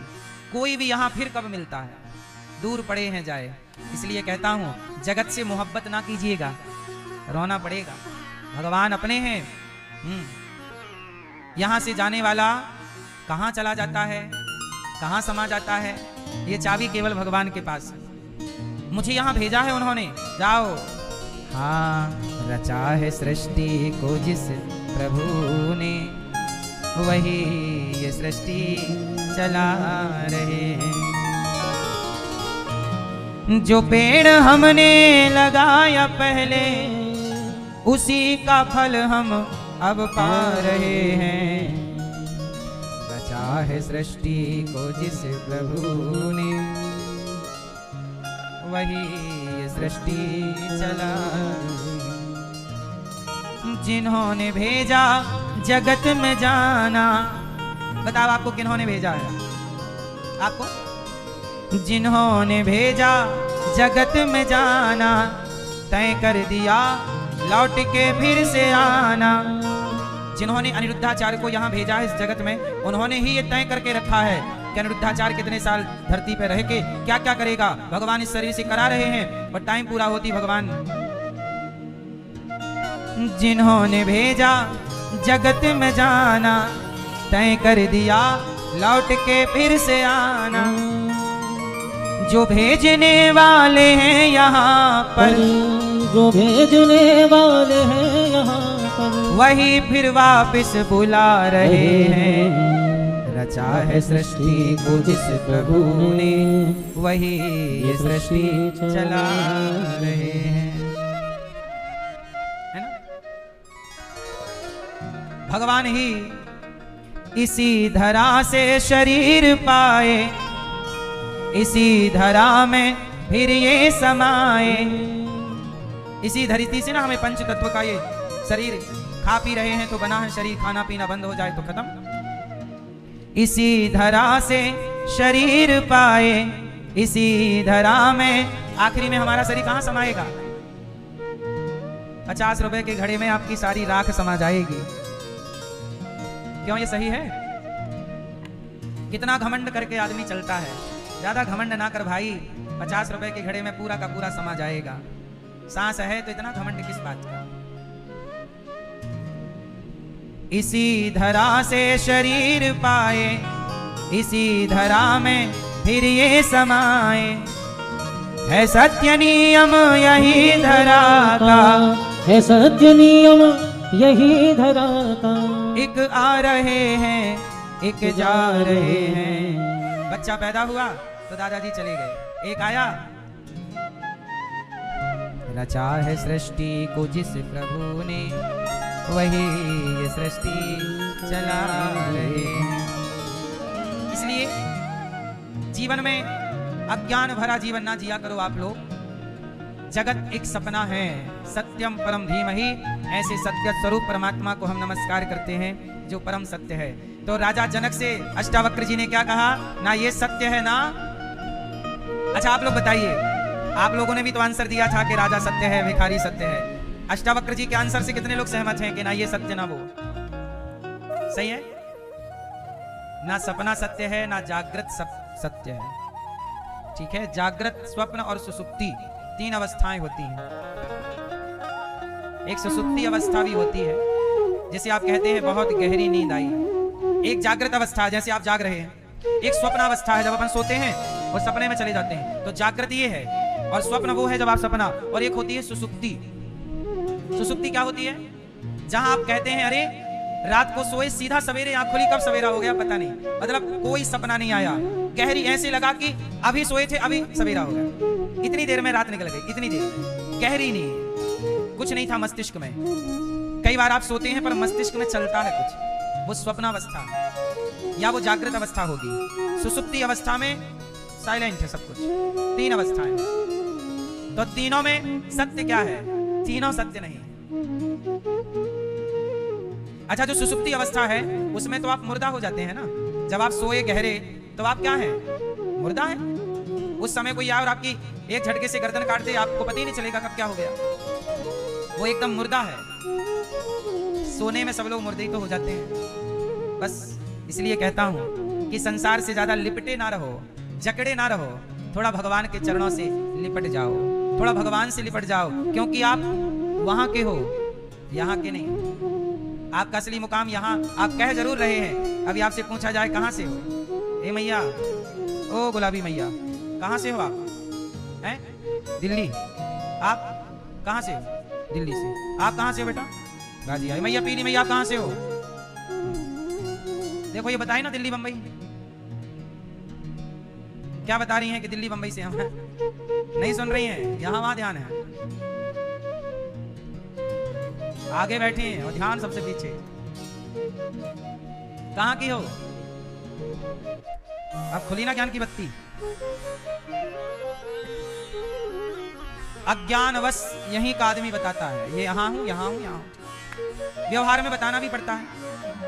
यदि आप गए कहीं किसी के, कहां से आए, और कहने लगे वहां से, तो वो सोचेगा एलियन तो नहीं है। ये भी फांसी है। सही बता तो आदमी, आज के व्यक्ति इस ज्ञान को समझ ही नहीं पाएंगे कि कहना क्या चाह रहा है। इसलिए सांसारिक व्यक्ति के लिए सांसारिक बातें करनी पड़ती है। इसलिए आप लोग 2 तरह का ज्ञान रखा करो। संसार में बताने बोलने के लिए तो ये ज्ञान सही है कि मैं गाजियाबाद का हूं, मैं यहाँ का हूं, मैं वहां का फलाना ढंग का, सही है। लेकिन वास्तविक में आप जानो, किसी को बताना है तो ठीक है, लेकिन आपको ये जानकारी होना चाहिए कि आप कौन हैं और कहां से। ये आत्म, इसी को कहते हैं आत्मज्ञान, इसी को कहते हैं विद्वान लोग आत्मबोध। जिसे आत्म लोग नहीं कहते अरे बड़े आत्मज्ञानी हैं। आत्मज्ञानी किसे कहते हैं? जो ये मान ले कि मैं यहाँ का नहीं, मैं वहां का हूं, जगत मेरा नहीं, जगन्नाथ मेरे। 2 बातें समझ में आ जाए तो वही आत्मज्ञानी है। और ये 2 बात समझने में आपको कई जन्म लेने पड़ सकते हैं। जितना आसानी से आप सिर हिला हिला के यहां समझ रहे हैं, शाम होते ही ये सारा ज्ञान बह जाएगा। बोलो हाँ बिना धर्म प्रोजित कई तवोत्र परमो निर्मत्सराणाम सता वेद्यम वास्तवमत्र वस्तु शिविदम तापत्रयोन्मूलनम। भगवान के, अच्छा भागवत जी में प्रश्न है, धर्म क्या है? धर्म किसे कहते हैं? अभी आपने क्या जाना? सत्य किसे कहते हैं, इसकी परिभाषा ठीक से जान ली। अब जानते हैं धर्म किसे कहते हैं। धर्म किसे कहते हैं बताइए, दादाजी बताएंगे। धर्म किसे कहते हैं? कौन बताएगा? हाँ बताओ, हाँ हाँ बताओ, धर्म किसे कहते हैं? अब यहां पर धर्म की परिभाषाएं बहुत सारी हैं, उनमें से कुछ मैं आपको समझाता हूं। कोई आपसे कह दे कि धर्म किसे कहते हैं, तो सामान्य 3 बातें समझ लीजिए। धर्म किसे कहते हैं? धर्म न दूसर सत्य समाना, सत्य को ही धर्म कहते हैं। सत्य बोलना ही धर्म है। धर्म किसे कहते हैं? दया करना ही धर्म, दया धर्म का मूल है। और तीसरा, धर्म किसे कहते हैं? परहित सरिस धर्म नहीं भाई, परोपकाराय सताम विभूतया। परहित करना, लोगों की सेवा, सेवा करना, सत्य बोलना और दया करना, ये 3 धर्म की मूल बातें हैं। धर्म किसे कहते हैं? फिर और विस्तार से जानेंगे तो ये निकल के आएगा कि स्त्री का धर्म अलग है, पुरुष का धर्म, माता पिता का धर्म अलग है और पुत्र का धर्म, राजा का धर्म अलग है और प्रजा का धर्म राजधर्म। कहते हैं स्त्री धर्म है ना, धर्म सबका धर्म अलग अलग है। भाई से भाई के साथ कैसा व्यवहार हो वह भी एक धर्म है। ठीक है, तो धर्म की परिभाषाएं थोड़ा सा टफ है, गहन है, रेगुलर सत्संग करने पर जान पाओगे। अभी इतना जानो कि सत्य है क्या? सच बोलना ही सत्य है। इसलिए राजा दशरथ जी सत्य बोलने वाले थे, प्राण चले गए, प्राण जाए पर धर्म नहीं गया उनका। बोला था कैकई को कि मैं तुझे 2 वरदान दूंगा। कैकई ने एक बार दशरथ जी के प्राण बचाए थे। कैकई क्या है, दशरथ जी कहीं युद्ध करने गए थे, उस जमाने में राजाओं का खूब युद्ध चलता रहता था। तो दशरथ जी गए तो उनके रथ का पहिया निकलने वाला था, पहिए में नहीं फंसा रहता है कील, खीला, वो निकल गया। तो पहिया गिर जाता तो रथ गिर जाता, और गिर जाता तो दशरथ जी गिर जाते। शत्रु उनको घेर सकता था, पकड़ सकता था। तो कैकेयी ने देखा कि महाराज युद्ध कर रहे हैं, तो ये उंगली डाल दी अपना के रथ गिर ना जाए। जब युद्ध में जीत गए तो इनकी उंगलियां बिल्कुल लहू से भरी, खून से भरी। कहा देवी कैसे हुई बताइए, इसमें डाल दिया था, नहीं तो ये गिर जाता। तब दशरथ जी बोले कि आपने हमारे प्राण बचाए हैं, आप हमसे कोई 2 वरदान मांग लीजिए, जो मांगेंगे देंगे। कैकेयी ने बोला अभी क्या जरूरत है, अभी तो आप मेरे स्वामी हैं और अभी कोई जरूरत ऐसी है नहीं, जरूरत पड़ेगी तो मांग लूंगी। कैकेयी तो भूल गई, लेकिन मंथरा ने याद दिला दिया कि आपके 2 वचन हैं। वही 2 वचन मांगी कैकेयी ने, कि एक वचन में क्या मांगा कि भरत को राजा बनाइए, और दूसरे वचन में मांगा को राम को 14 साल का वनवास दीजिए। पर दशरथ जी ने जान लिया कि राम के बिना मैं मर जाऊंगा, पर मरण को चुना, पर अपने वचन को चुकाया। ये सत्य है, ये धर्म यही है, प्राण जाए पर धर्म ना जाए। आजकल के लोग धर्म पर नहीं चलते, इसलिए आपसे कहता हूं आप लोग अपने जीवन को धर्म पूर्वक चलाओ। कैसे चलोगे? धर्म से। अब धर्म क्या है और गहराई में जाओगे तो एक बार एक पत्रकार ने मेरे से सवाल किया कि महाराज जी बताओ, धर्म बड़ा कि संविधान बड़ा? ऐसा सवाल मेरे से एक पत्रकार ने पूछा था कि धर्म बड़ा कि संविधान बड़ा। तो मैंने उनको जो उत्तर दिया था उसे बहुत करोड़ों लोगों ने सुना, धर्म बड़ा कि संविधान बड़ा। तो मैंने उनको जो उत्तर दिया वो उत्तर इस तरह से था कि देखो, जब आप अपनी पत्नी को देखते हो और अपनी माँ को देखते हो, तो माँ और पत्नी को देखने वाली दृष्टि एक ही है कि अलग अलग है? अलग अलग नजर से देखते हो ना। माँ को देखोगे तो माँ को देखने का भाव अलग होगा, पत्नी को देखने का भाव। अच्छा, दोनों को एक ही दृष्टि से देखा जा सकता है, एक ही नजरिए से? जैसे स्त्रियों के लिए भी आपके पिता को देखती हो और आपके पति को देखती हो, तो पिता और पति को देखने के 2 नजरिए हो गए ना। आप पिता को अलग देखती हो और पति को अलग दृष्टि से। क्या दोनों की दृष्टियां एक हो सकती हैं? बोलो, किसने रोका है? किसने रोका है? यही है धर्म। आप अपनी पत्नी को और अपनी माँ को जब देखते हो तो संविधान की नजर से नहीं, धर्म की नजर से देखते हैं। आप अपने पिता को और अपने पति को देखती हो तो संविधान की नजर से नहीं, किसकी नजर से? धर्म की। इसलिए धर्म इतना सूक्ष्म है। सीता जी को रावण ले तो गया, वो क्या बोल रहा? एक बार बिलोक मम ओरा। रावण की ओर सीता जी ने एक बार देखा भी नहीं था। वो क्या बोल, सुंदरकांड तो पढ़ते हो ना, ये चौपाई आती है ना, एक बार बिलोक मम ओरा, तब तृण धरि ओट कहत वैदेही, सुमरि अवधपति परम स्नेही। सीता जी ने रावण की तरफ एक बार भी नहीं देखा। कितनी बार नहीं देखा? क्यों नहीं देखा? क्योंकि धर्म यही है, अपने पति के होते हुए पर पुरुष का स्त्री दर्शन भी ना करे। और ऐसे आदमी का जिसकी नियत खराब हो, देखना भी धर्म नहीं, पाप है। इसलिए सीता जी ने नहीं देखा। इसलिए तो कहता हूं, क्या देखो क्या ना देखो, आंखों में भी धर्म होना चाहिए। आप भी तो देखते हो, क्या देखना चाहिए क्या नहीं देखना चाहिए, बताओ? आप देखो कैसे? कोई महिला स्त्री बड़ी है, वो माँ बराबर की है, बहन छोटी है, पुत्री, इस दृष्टि से देखो तो धर्म है। पर यदि इस दृष्टि से नहीं देखा, गलत भाव आ गया किसी स्त्री को देखकर, वही अधर्म है। किसी पुरुष को देखकर गलत विचार आ गया, वही अधर्म है। इसलिए नजरों में भी धर्म है। तो वही देखो जो देखने योग्य है। सुनना भी धर्म है। क्या सुने? कथा सुनो। निंदा सुनना पाप है, निंदा नहीं सुनना चाहिए, यह धर्म हो जाएगा। इसलिए आंखों में धर्म, कानों में धर्म, और वाणी से वही बोलो जो सही है, धर्म है। इसलिए वाणी में भी धर्म हो। तो धर्म किसे कहते हैं? रामो विग्रहवान धर्म, धर्म राम ही धर्म है। राम ने जो जो आचरण जीवन में किया है वही धर्म है।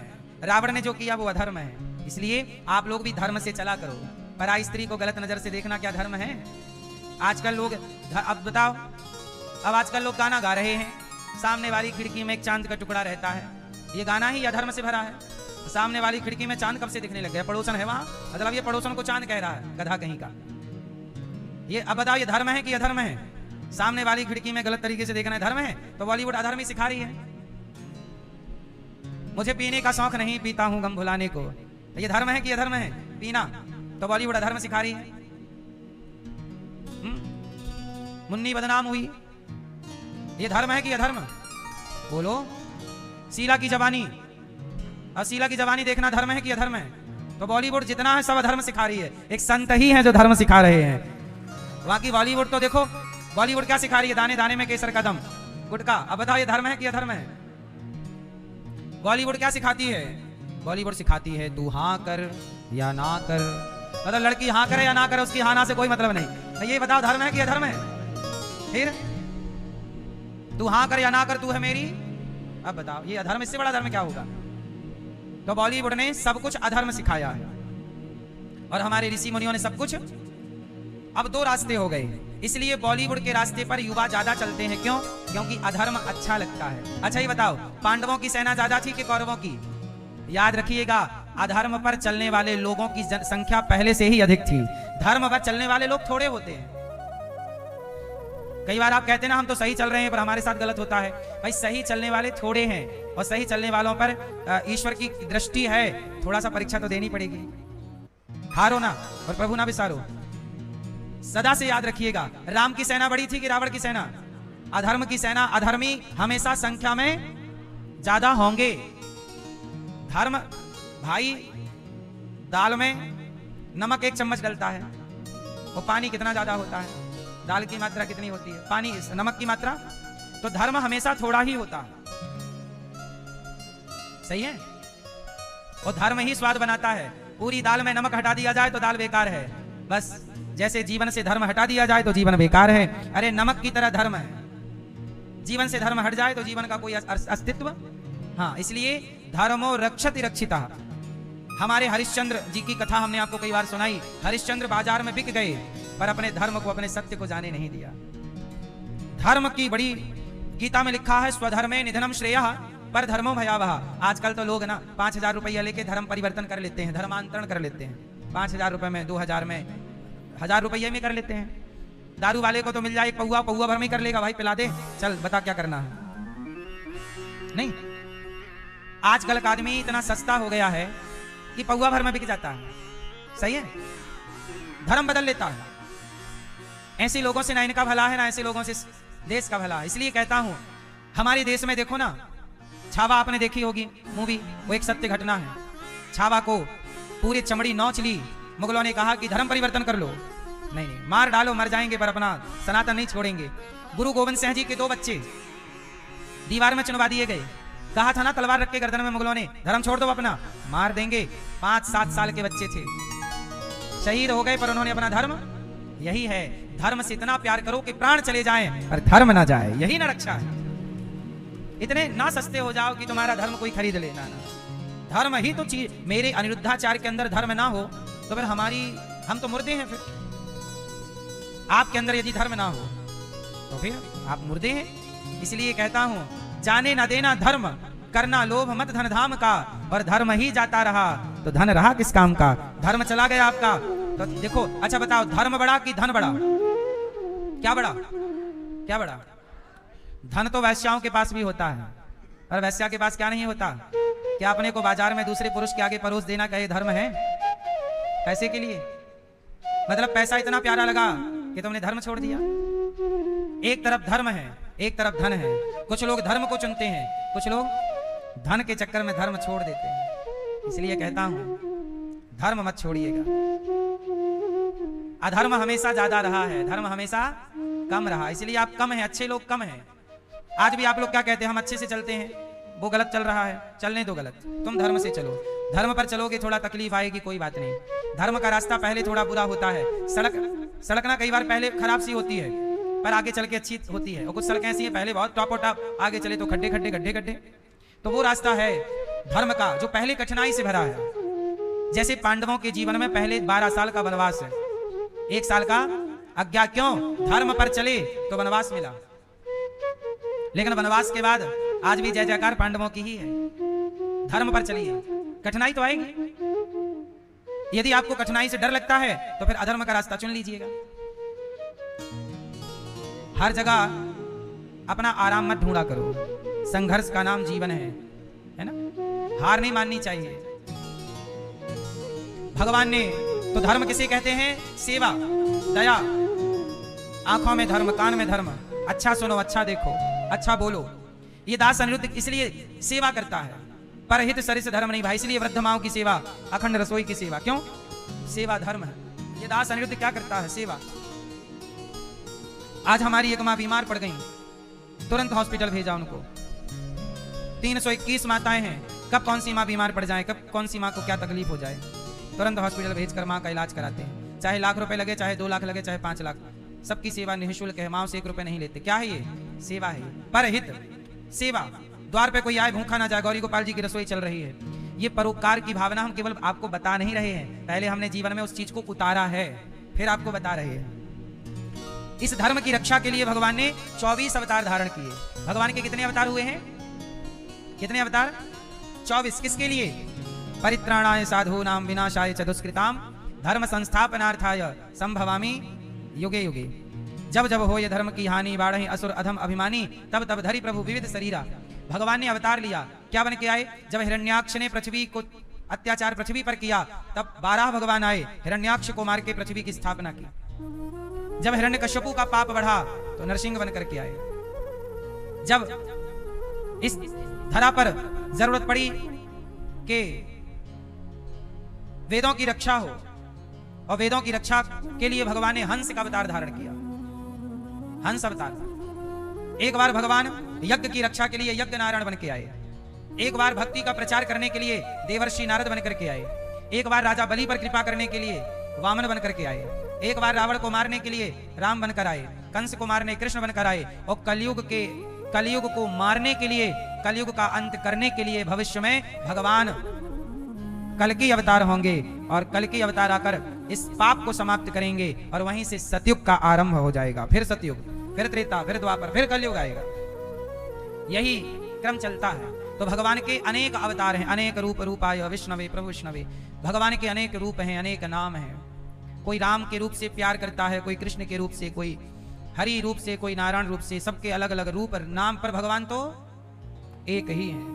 एक बार मत्स्य बनकर के आए, एक बार कच्छप बनकर, कछुआ बनकर आए समुद्र में, धनवंतरी, फिर मोहिनी। एक बार भगवान परशुराम जी, बलराम जी, हरि अवतार। ऐसे भगवान के अनेक अवतार हुए, और अनेक अवतारों के हेतु हैं। इस अवतार को क्यों लिया, ये कारण, ये अवतार क्यों, ये कारण। एक बार क्या हुआ कि वेद व्यास जी 17 पुराण लिख चुके। कौन? पुराणों के रचयिता कौन है? पुराणों की रचना किसने की?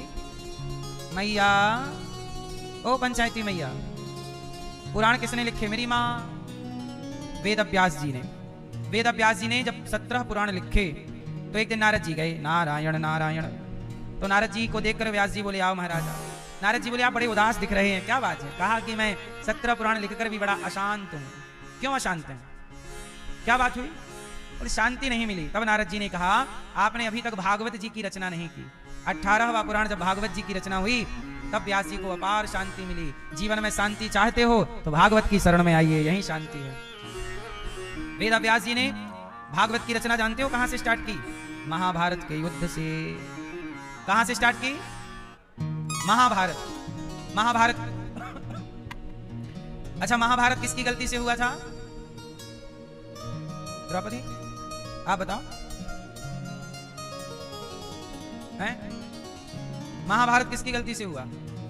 जोर से, किसकी? आप बताओ भैया, महाभारत किसकी गलती से हुआ? द्रौपदी। किसकी? द्रौपदी। क्या गलती थी द्रौपदी जी की? हैं? हैं?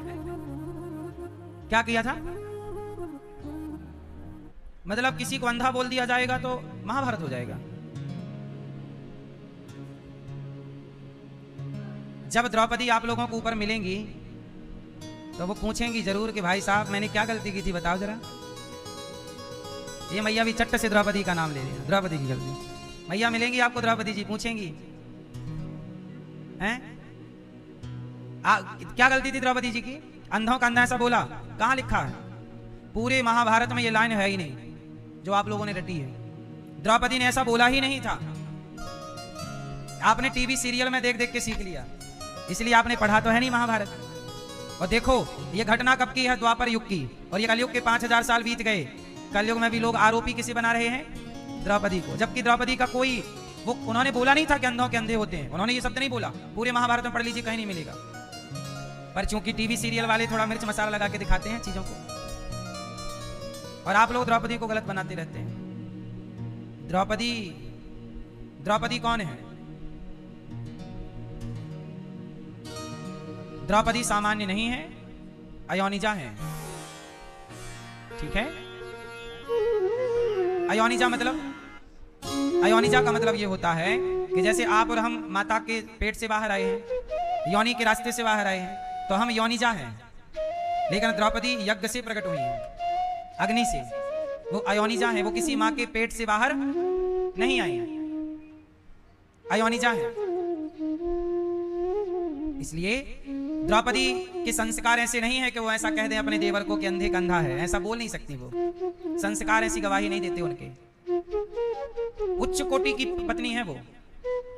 द्रौपदी के विवाह की बात जब आप पढ़ेंगे तो मिलेगा कि द्रौपदी का जब विवाह हुआ और अर्जुन ने जब द्रौपदी, वो एक यंत्र लगा था ऊपर और द्रौपदी राजा ने बोल दिया कि जो उस पर भेदन करेगा, तो अर्जुन ने भेदन किया। तो अर्जुन जब द्रौपदी को लाए, उस समय अर्जुन लोग एक कुम्हार के घर में रहा करते थे। सोचिए, जब द्रौपदी अर्जुन के पास पहली बार आई, उस समय पांडवों का अपना घर खुद का नहीं था। उस समय क्या हुआ था कि कौरवों ने पांडवों को लाक्षागृह में, वारणावत में जलाने का प्रयास किया, तो वहां से पांडव लोग भागे।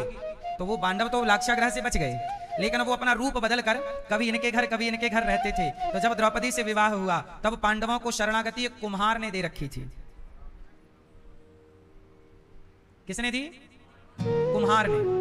और कुम्हार के घर पांचों पांडव रहते थे। और द्रौपदी जब आई विवाह कर, तो वहीं आई, और कुम्हार के घर ना चटाई में सो रहे थे पांडव, अर्जुन। तो द्रौपदी भी चटाई में सो गई। अभी देखो, नई दुल्हन है, आज ही आई है, और धर्म देखिए, पतिव्रता नारी है, पति जहां रहेगा वहां रहूंगी। आज की बेटियों को आप लोगों ने पढ़ा लिखा के डिग्रियां तो दी हैं, संस्कार देना भूल गए। पति के साथ सरवाइव करना, पति के साथ रहना, पति की खुशी में दुख में साथ देना, यही नारी का धर्म है। लेकिन आजकल माँ बाप अपनी बेटियों को धर्म का पाठ नहीं पढ़ाते। हर माँ बाप अपनी बेटियों को धर्म का पाठ पढ़ाने लग जाएं, तो ये जो आजकल समस्या देश में खड़ी है, पुरुषों को भी धर्म का पाठ पढ़ाने लग जाएं, तो आज ना आए दिन तलाक बढ़ रहा है। ये समस्याएं खत्म हो जाएं। आजकल अच्छी बहू आप तलाशते फिरते हैं, आपको अच्छी बहुएं जल्दी नहीं मिलती। कई बार मिलती हैं तो महीने 2 महीने बाद आजकल कुछ लोग तलाक की कार्यवाही शुरू कर देते हैं, जीवन खराब हो जाता है। ये सब क्यों आन पड़ा? तलाक सनातन की व्यवस्था नहीं है। तलाक सनातन की व्यवस्था नहीं है।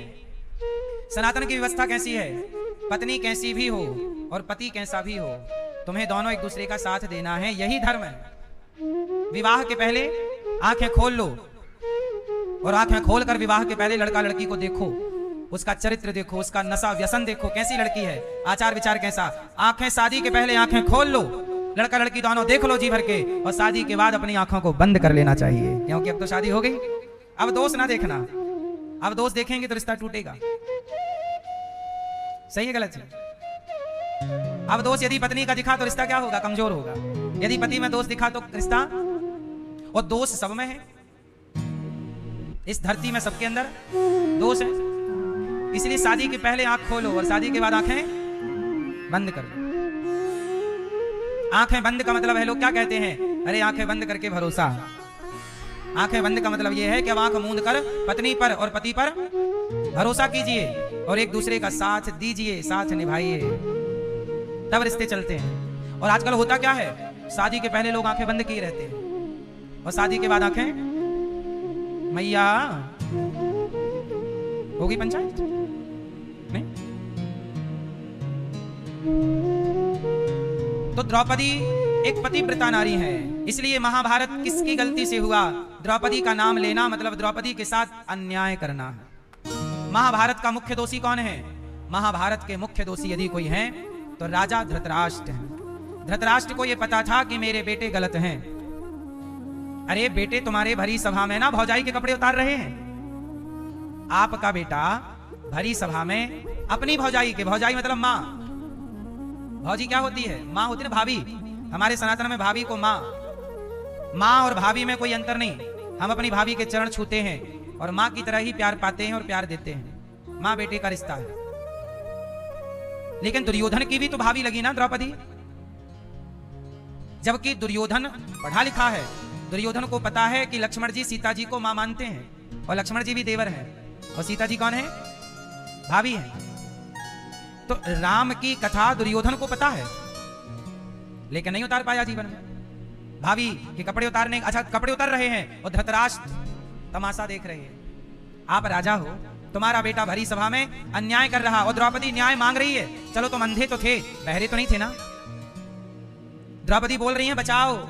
गुरु द्रोण बोलो, पितामह बोलो, तुमसे तुम्हारी बहू पूछती है, बताओ क्या ये न्याय है कि आपकी औलाद, आपका बेटा मेरे कपड़े उतार रहा है? महाराज बताइए। चीख चीख कर पुकारा द्रौपदी ने। पर केवल अंधे नहीं थे वहां धृतराष्ट्र महाराज, बहरे भी हो गए। क्यों? क्योंकि गलत करने वाली खुद की औलाद है।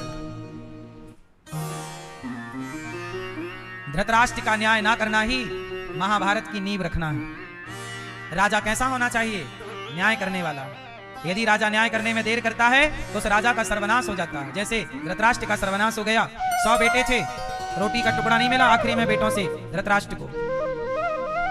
अन्याय करोगे तो फिर आप भी अपने लिए होने वाले अन्याय के लिए तैयार रहिएगा। ये प्रकृति, ये विधाता सबको देख रहे हैं। धृतराष्ट्र ने आंखें मूंद ली, अंधे तो थे, बहरे हो गए। द्रौपदी चिल्लाती रही, बचाओ बचाओ, कोई ना आया। बताइए क्या राजा का धर्म नहीं था कि वो एक नारी को न्याय दिलाते? नहीं दिलाया। कहते हैं ना, पंचायत थी, पंच बैठे थे, पर न्याय नहीं था। बारात जा रही थी पर दूल्हा नहीं था, पानी बरस रहा था पर बूंदे नहीं थी। ये 3 वाक्या लोग, पुराने लोग पूछते हैं, ये तीनों कब कब की बातें हैं? एक बात क्या बोलते हैं? बोले बारात जा रही पर दूल्हा नहीं। बताओ ये वाक्या कहां का है? वो कौन सी बारात थी जिस बारात में दूल्हा नहीं था? बताइए बताइए, वो कौन सी बारात थी जिस बारात में बारात तो थी पर दूल्हा नहीं था? कौन थी? किसकी बारात थी वो? बताओ मेरी माँ, किसकी बारात थी दादाजी? हाँ, वो बारात थी भगवान राम की। राम जी की बारात अयोध्या से चली, लेकिन उस बारात में दूल्हा कहाँ थे? चूंकि दूल्हा पहले ही से मौजूद थे ससुराल में, राम जी जनकपुर में ऑलरेडी। तो वो कौन सी बारात थी जिसमें बारात में दूल्हा नहीं थी? दूल्हा ही नहीं था। पूरी बारात में कौन नहीं था? दूल्हा। खाली बारात चली, राम जी थोड़ी, राम जी ऑलरेडी। तो ये पहला वाक्य है, बारात थी पर दूल्हा नहीं। वो दूसरा वाक्य कौन सा? जहां पानी बरस रहा था पर बूंदे नहीं थी। पानी बरस रहा था पर पानी नहीं था। वो कौन सी बारिश थी बताओ? जहां पानी तो बरसा था पर पानी का पता नहीं। वो कौन सी बारिश थी बताओ? कब की थी? है पता कि बताऊं? जब भगवान श्री कृष्ण ने गोवर्धन उठाया तो पानी बरस रहा था, पर सारा पानी अगस्त जी पी रहे थे और सुदर्शन भगवान सुखा रहे थे। पानी की बूंदों का पता ही नहीं था। पानी बरस रहा था पर बूंदों का। और तीसरा वाक्य, वो कौन सी पंचायत थी? वो कौन सी सभा थी? वो कौन सी राजसभा थी जहां राजा था, जहां पंचायत थी, पंच थे, पर न्याय नहीं था? तो वो धृतराष्ट्र की, जहां द्रौपदी की साड़ी उतर रही थी और बड़े बड़े न्यायाधीश बैठे हैं, पितामह भीष्म जैसे, गुरु द्रोणाचार्य जैसे, कृपाचार्य जैसे, कर्ण जैसे, शकुनी जैसे, धृतराष्ट्र जैसे, पर वहां न्याय, एक महिला को न्याय नहीं मिला। तो द्रौपदी को न्याय नहीं मिला तो मूल गलती किसकी है? धृतराष्ट्र की। धृतराष्ट्र की गलती से क्या हुआ? महाभारत हुआ। दूसरा, भीष्म पितामह की चुप्पी। अब कई लोग सवाल करते हैं कि भीष्म पितामह चुप क्यों थे? बोलना था। हाँ, मैं भी कभी भीष्म पितामह जी से मिलूंगा तो पूछूंगा कि द्रौपदी की साड़ी उतरती रही, आप चुपचाप रहे, तो जानते हो पितामह क्या उत्तर देंगे? वो कहेंगे कि बेटा मैं बोलता पर मेरी कोई सुनता ही नहीं था। कई बार चुप रहना मजबूरी हो जाती है, क्योंकि बोलते तो हैं, कोई सुनता ही नहीं है। जब सुनता ही नहीं, जैसे आपका पोता, आपका बेटा, आप बोल रहे हैं बेटा गलत ना करो, ये ना करो, ये ना करो, पर आपका बेटा, तो आप भी बोल बोल के थक जाएंगे, फिर एक टाइम बाद आप चुप हो जाएंगे। वही हालत पितामह की थी। पितामह ने क्या दुर्योधन को पहले ना समझाया? सैकड़ों बार समझाया। क्या धृतराष्ट्र को ना समझाया? पर ये दोनों बाप बेटे किसी की नहीं सुनते थे। ना धृतराष्ट्र, ये पुत्र के मोह में अंधा, और धृतराष्ट्र पुत्र मोह में अंधे, और दुर्योधन शकुनी के प्यार में पागल। किसी की कोई नहीं, तो पितामह चुप। तीसरी गलती कर्ण की। कर्ण मित्र था किसका? दुर्योधन का। कर्ण चाहते तो समझा सकते थे कि भाई बाकी सब ठीक है, द्रौपदी को, पांडवों को जुआ में जीत लिया, द्रौपदी को बाल पकड़ के घसीट के लिया, यहां तक सही था, पर देखो अब कपड़े उतारना सही नहीं। क्या इतना तो बोल ही सकते थे ना कर्ण? पर कर्ण ने नहीं बोला, जबकि कर्ण न्याय करना जानते हैं, पढ़े लिखे हैं, सूर्य पुत्र हैं। पर चूंकि कर्ण को पांडवों की पत्नी अच्छी नहीं लग रही है, पांडव अच्छे नहीं लग रहे हैं, ईर्ष्या जलन जब बड़े से बड़े व्यक्ति को होती है ना, तो वो अंधा हो जाता है। कर्ण बहुत बड़े दानवीर हैं, कर्ण से भगवान भी प्यार करते हैं, पर कर्ण ने साथ गलत का दिया, इसलिए कर्ण का नाम उतने आदर से नहीं लिया जाता जितने आदर के वो अधिकारी हैं। क्यों? क्योंकि एक बात याद रखिएगा, आप कितने भी बुद्धिमान क्यों ना हो, कितने भी योग्य हो, महान हो, बात यह नहीं है कि आप कितने योग्य हैं, देखा यह जाएगा कि आप खड़े किसके साथ हैं। यदि आप गलत के साथ खड़े हो गए तो आप कितने भी महान क्यों ना हो, बड़े क्यों ना हो, आपको गलत ही कहा जाएगा। इसलिए कहता हूं, किसी गलत के साथ कभी खड़े मत होइएगा, गलत के साथ अपने को मत ले जाइएगा, सदा सही के साथ, सदा धर्म के साथ रहिएगा। कर्ण श्रेष्ठ हैं, पर द्रौपदी को चाहते दुर्योधन को एक बार तो यार तू मेरा दोस्त है। अब जैसे यदि ये बच्चा मेरा दोस्त है और यदि ये दारू पी रहा तो मैं समझा भैया तुम दारू ना पियो यार, खराब काम है, और तुम यदि गलत करते, किसी महिला के कपड़े उतारते और मैं तुम्हारा दोस्त होता तो मैं तो तुम्हें एक थप्पड़ मार देता कि भाई दोस्त हो, इसका मतलब ये थोड़ी कि तुम गलत करोगे। मैं तुम्हारा दोस्त हूं, इसका मतलब ये नहीं कि मैं तुम्हारा गलत में भी साथ दूंगा। दोस्त वो नहीं होता, दोस्त वो है जो गलत करने से रुके, ये नहीं कि गलत में भी साथ दे के चल तू उतार रहा मैं भी उतरवाता हूं कपड़े, चल। ये कर्ण की गलती से भी महाभारत हुआ है। और दुर्योधन दुशासन तो गलत है, इनमें इनका क्या कसूर, ये तो पूर्ण गलत है। एक गलत और है, मुझे इस पूरे महाभारत में एक महिला भी मुझे गलत मिली जिनका नाम था गांधारी।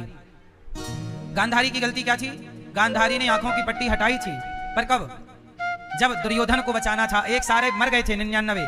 ए दुर्योधन, कल तू आ जाना अपने कपड़े उतार के, कल तुझे मैं निर्वस्त्र देखूंगी तो मेरी दृष्टि पड़ती तेरा शरीर वज्र का हो जाएगा। दुर्योधन आया और तो रास्ते में भगवान मिले, कहाँ जा रहे हो? अरे बोले माँ ने बुलाया है। भगवान बोले काहे तुम ऐसे नंग धड़ंग जा रहे हो माँ के सामने, अब तो बड़े हो गए हो, अच्छा लगेगा माँ तुम्हें नंग धड़ंग देखेगी, कुछ तो कपड़े। अरे बोले माँ ने कपड़े पहनने का मना किया है, तो ऐसा करो कपड़े पहनने का मना किया है ना, पत्ते वत्ते तो पहन लो। तो पत्ते की टॉवेल बना के भगवान ने लपेटवा दी और दुर्योधन गया माँ से। माँ ने कहा बेटा शरीर में कोई कपड़ा तो नहीं है? ना माँ कोई कुछ कपड़ा नहीं है। और द्रौपदी, सोचिए, गांधारी ने पट्टी हटा दी। सारी जिंदगी जिसने पट्टी बांधी आंखों में, आज उन्होंने पट्टी उतार दी, किसे बचाने के लिए? ये बलात्कारी दुर्योधन के लिए पट्टी उतार दी। अब गांधारी माँ से यही मेरी शिकायत है, मिलेंगी तो कहूंगा कि तुमने दुर्योधन को बचाने के लिए पट्टी उतारी। माँ, यदि तुमने द्रौपदी को बचाने के लिए पट्टी हटाई होती तो यह महाभारत ही ना होता। सही वक्त पर सही निर्णय लोगे तब उस निर्णय का लाभ है। सही निर्णय भी गलत टाइम पर लिया गया तो उस निर्णय का कोई मतलब क्या? वर्षा जब कृषि सुखानी। इसलिए पट्टी, जब बाप अंधा हो जाता है पुत्र के मोह में और माता मोह की पट्टी बांध लेती है, तब तुम्हारी औलादें दुर्योधन जैसी हो जाती हैं। इसलिए गांधारी जैसी मां नहीं होनी चाहिए जिस मां की आंखों में पट्टी बंधी हो। आप लोग भी अपनी पट्टी उतार लीजिएगा। और बेटा यदि आपका गलत कर रहा है कहीं भी है तो आप उसे समझा कर सही रास्ते पर लाइए, गलत ना करने दीजिए। गलत गलत ही होगा। दोषी कौन? धृतराष्ट्र और गांधारी। बेटा बिगड़ता है, दोषी कौन? माता शत्रु पिता वैरी, ये न बालो न पाठिता, न शोभते सभा मध्य, हंस मध्य वको यथा। माता पिता ही बच्चे के सबसे अच्छे मित्र सखा हैं, और माता पिता ही यदि संस्कार ना दें तो माँ बाप ही बच्चों के सबसे बड़े शत्रु हैं। इसलिए कहता हूं, अपने बच्चों को संस्कार दीजिए। इतना संस्कार तो दीजिए कि बुढ़ापे में आपको 2 वक्त की रोटी मिलती रहे। ऐसा ना हो कि आपका बच्चा आपको रोटी भी देना छोड़ दे। गौरी गोपाल आश्रम में 321 वो माएँ रहती हैं जिनको अपने बच्चों ने रोटी देना छोड़ दिया। ऐसी माओ की सेवा आपसे भिक्षा मांग कर ये दास अनिरुद्ध करता है। आप लोगों से मेरी बस यही प्रार्थना है कि आप भी हमारी इन माओ का सहारा बनिएगा और आप भी माओ को अन्नदान करिएगा। कल का नाश्ता आप करा सकते हैं हमारी वृद्ध माओ को। अभी हम इन माओ के लिए कि बेटा अपनी मां को घर से निकाले ही ना, हमने सोचा है कि शिक्षा पर काम किया जाए। अभी हम एक विद्यालय बनवा रहे हैं, कक्षा 1 से लेकर 12वीं तक। CBSE बोर्ड का रहेगा, पर 5 से 7 हजार बच्चे उसमें पढ़ेंगे और सारा निःशुल्क रहेगा। केवल शिक्षा के लिए वो विद्यालय नहीं है, संस्कार। हम चाहे